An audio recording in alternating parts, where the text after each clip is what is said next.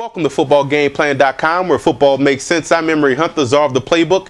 Bring you an NFC wildcard playoff matchup preview between the New Orleans Saints and the Seattle Seahawks. Now let's start with the Saints offense in this game. One thing that I want to see the Saints do this week is give the football more to Reggie Bush out of the backfield. This is a guy that's a talented runner. He has found his vision as a running back.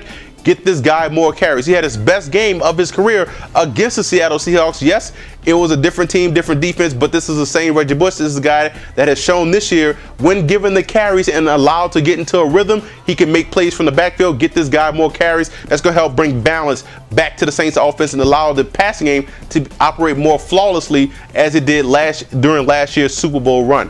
Speaking of the passing game, you want to keep pressure on that Seahawks pass defense. They struggle in the back half of their secondary. They give up a lot of big plays, at least 2 big plays in the passing game a game. So look for Drew Brees to exploit that. That's one thing you have to do, is keep that constant pressure on the Seahawks defense. You do that by spreading these guys out and attacking the one-on-one matchups. Now, also, you look at the fact that your offense has to get off to a fast start. You can't allow a team like Seattle to hang around and gain confidence, especially playing at home. Tough place to play. It can prove to be deadly if you allow this to happen. Now, defensively coming in, the DNs have to get to the quarterback. If the Saints allow Whitehurst or Hasselbeck time back there to complete the passes in the pocket, it could be a long day for the defense. So the defensive ends have to make sure they get to the quarterback and get sacks this week. Not hurries, sacks. And then you have to play the run on the way to the quarterback. The Seahawks don't run the football with some consistency as well as most teams. So you could turn up the pressure and therefore get more blitzing on these quarterbacks to force the issue, and that's going to help you guys out defensively.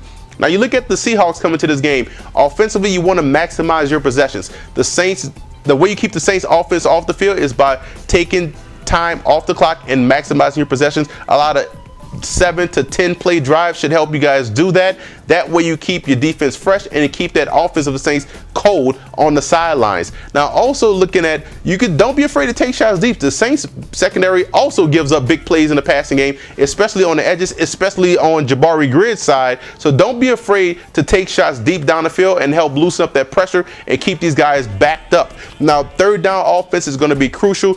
That's going to have to be a staple this week in order for you guys to have some success. If you guys can't stay on the field on third down and convert these third downs, it could be a long day, because the Saints can score like that in a hurry. So it's important to convert your third downs. Now defensively, the linebackers must win the underneath coverage battle. If your linebackers like Tutupu and Curry could make plays underneath and bat these passes down and cover the tight ends over the middle of the field, then you could win defensively against the Saints. A lot of their passes go to the underneath coverage, and it's up to those linebackers to make those plays in the passing game.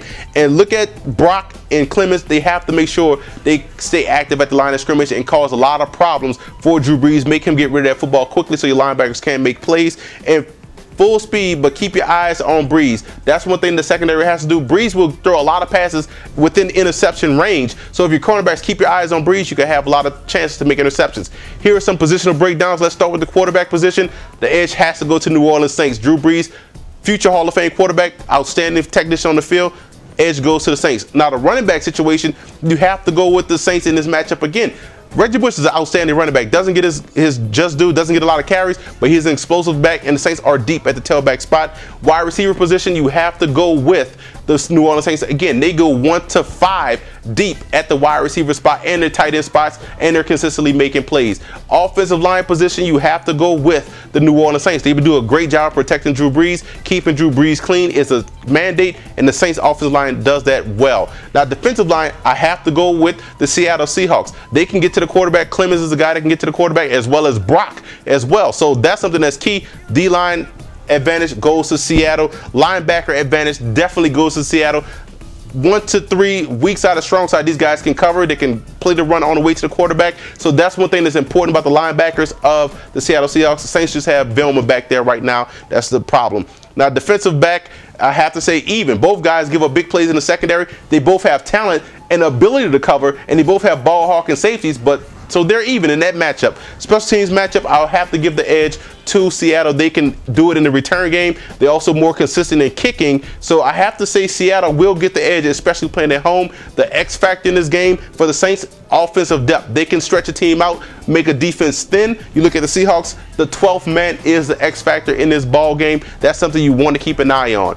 I'm going with the Saints in this matchup. The Saints played this team already 35-19. They won in the Superdome. Yes, this is a different game. This is for all the marbles. This is a playoff matchup, win or go home. But the Saints still have the offensive depth to cause problems and to thin out that Seattle defense. And if they get off to a fast start, which I think they will, it's going to kill the morale of the Seahawks, and the Saints will be able to dictate the pace of the game. For more NFL previews, visit footballgameplan.com/NFL or visit our YouTube channel at youtube.com/footballgameplan.